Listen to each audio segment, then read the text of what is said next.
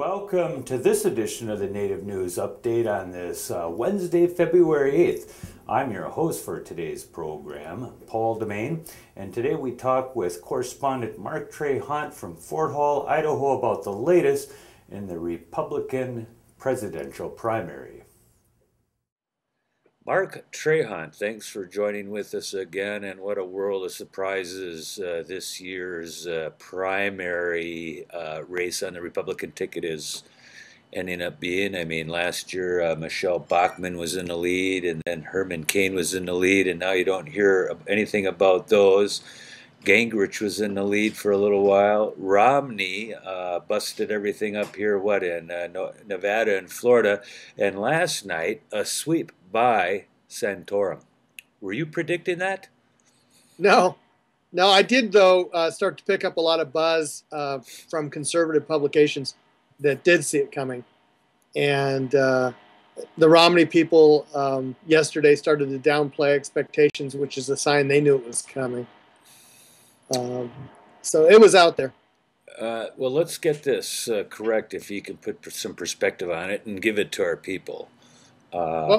Tell me why this is happening, because my understanding is people flowed to Gingrich for a while as the guy that had the mouthpiece that could beat Obama, and they love his rhetoric. And then Romney spent millions of dollars. I mean, not actually Romney, he spent some, but there were super PACs that came in to diss Gingrich before Florida and Nevada, perhaps successfully, perhaps it wasn't his turf. Where does this put this whole race at? Is it now a Santorum-Romney race, and is it Romney's to lose? I think it's generally a race dedicated to the proposition that Republicans can be as chaotic as Democrats. That's good news, because we thought we were the only ones capable of being that way. Yeah, it's going to be a mess. You have to remember that it's a little over 1,100 delegates required to win the nomination. And even with all these recent voting rounds, Romney only has 85 delegates at the last count I saw. Right. So there's a long, long ways to go. And what candidates have done in the past that Romney hoped to do was to scare everybody out and basically seal the nomination early. At the earliest now, I think we're talking about June. Super Tuesday isn't going to do that for anyone. I think Super Tuesday will end up being a split decision. I think when I come back from Europe, there'll still be some candidates in the race. Well, I was noticing a couple other statistics. Let's talk about that for a minute. Voting is down on the Republican primary and caucuses anywhere from 10 to 25%. Apparently, Minnesota was down 25%. I mean, they went with Santorum extensively. Let's see, what was it? 45% to Romney's 17%. Ron Paul came in second place there at 28%, and Gingrich 10%. Someone said, well, it's all the conservatives trying to find, a candidate that can take Romney out. That's what happened in the Carolinas when everyone moved to Gingrich after a few people dropped out. Then there was this huge victory by Romney in Florida, and now it appears that the right wing has somehow coalesced around Santorum. Is that what you're seeing going on here? Pretty much. They're looking for the conservative alternative. And Santorum last night tried to play up to that. He said that he's not the conservative alternative to Romney. He was the conservative alternative to Obama. And so you can see him positioning himself that way. The big question is, if someone is that conservative, can they carry independents? And that's what's required to actually win in November. You've got to not just win among conservatives, but you've got to win among independents. The other problem they have that's just weak, and this story will change a lot between now and November, is the economy seemed to be improving. And the more the economy improves, the better the news for the president. Indeed, all the headlines seem to show the stock market is up, unemployment is down, unemployment rate is somewhere around 8.3, about where It was when Obama took office after inheriting the crash of Wall Street and everything else at the very end of the election. But let's revisit this little idea that you got to take the independents and moderate swing vote. Is that what McCain-Palin lost because of Palin on the ticket the last time around? They moved way to the right with a vice presidential candidate that moderates and independents didn't seem to buy into at all. Obama had a message of hope at that time and change. Is that what we see going on? Is the party being pulled to the right where they're going to lose it that because they go so far to the right? Sure. And part of the problem is, and this is, I think, a sad indictment on the American political system, is the election boils down to less than 10 states. And whoever wins those 10 states can win the election. Florida, Ohio, in this case, Colorado and Arizona, I think, are going to be in play.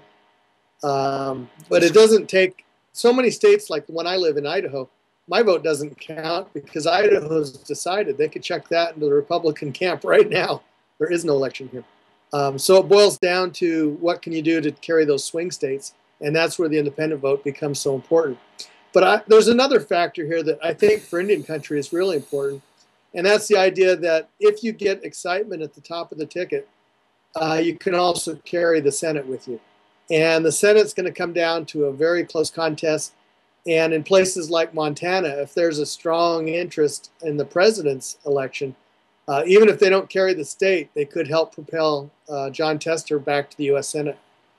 Well, that's interesting. You're right. And that's in the control of the Democrats right now, which means it's the only stopping place in terms of legislative proposals on the with the Congress being dominated by Republicans and certainly controlled by the new Tea Party right of the Republican legislature. Same thing as in Wisconsin, where you have a lot of Tea Party Republicans who are basically saying this is what the agenda is going to be for the Republican ticket this time around: chaos, revolution, or otherwise. Right.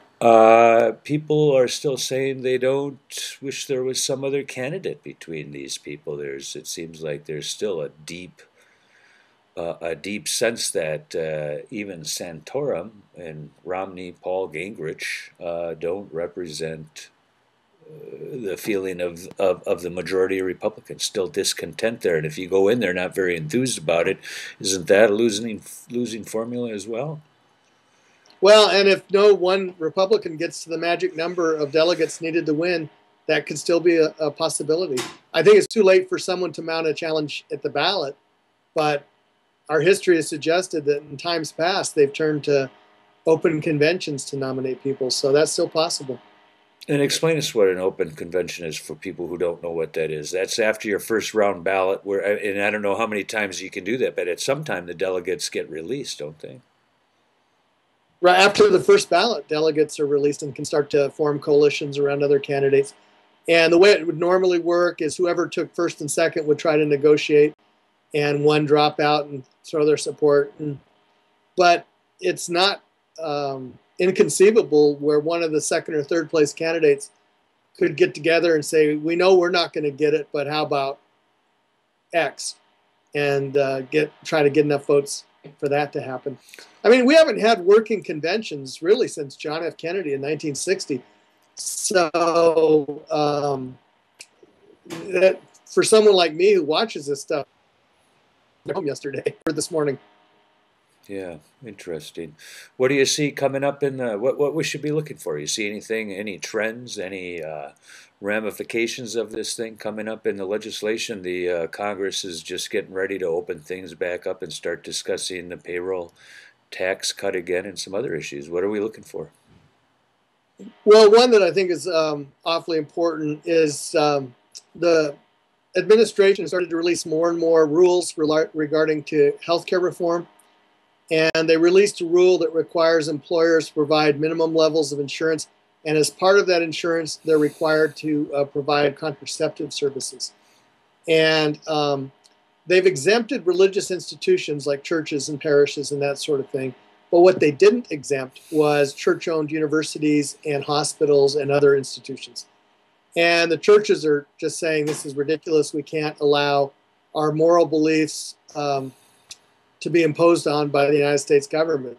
The flip side of that, and I think equally important, I would say more important as a principle, is the idea that there ought to be minimum levels of healthcare insurance, and that includes contraceptive services.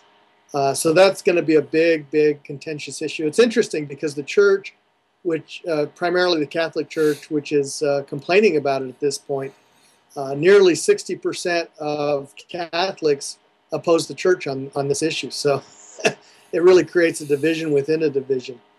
To me, it really boils down to this huge mistake this country made with employer-based healthcare. If you have an individual choosing healthcare, none of this would matter. But having your employer decide what the rules are and what you're eligible for, I think is really important. Oh, that's interesting. Well, we'll keep an eye on that. And you're headed out here very shortly to do some visiting overseas. I'm starting a fellowship a week from tomorrow. Or a week from today, I'll be there. Okay, well, and it'll be interesting because when the last time I went to Europe, it was kind of interesting talking to people and see how they observe the politics of U.S. government and how it works. And certainly we want to keep an eye on it from a point of view about how that's going to impact tribal programs in the near future. So we're going to keep in touch with you. Any last messages to the public out there? No, you don't get elections more interesting than this one, that's for sure. Where we're going to follow. What's Super Tuesday? Is that next Tuesday, or do we got 2 weeks here before Super Tuesday? We've got a couple coming up first. We've got Arizona coming up first, and Michigan's coming up before Super Tuesday. And what's really interesting about Michigan is that should be a sure thing for Mitt Romney, but it's very suited to the kind of win that Santorum had last night with small, dedicated groups of very conservative voters. And is it a caucus or a primary? It must be a caucus in that case. I think it's a caucus. Because if you caucus, that brings out the party infrastructure rather than the at-large thing. Well, it'll be interesting. We'll see what happens in Arizona and Michigan. And thank you for joining with us, and stop by again soon. Mark, where do we go if we want to look at your column? Well, my column's on hiatus until April, but it would be at marktrahant.com. Well, you had your business plan there too for a little while. Maybe people want to go peek at that. It's still there. Good luck. Okay. And that is another roundup of news from Indian Country. On this edition of the Native News Update, we want to thank you for joining with us, and come back again soon. Miigwech.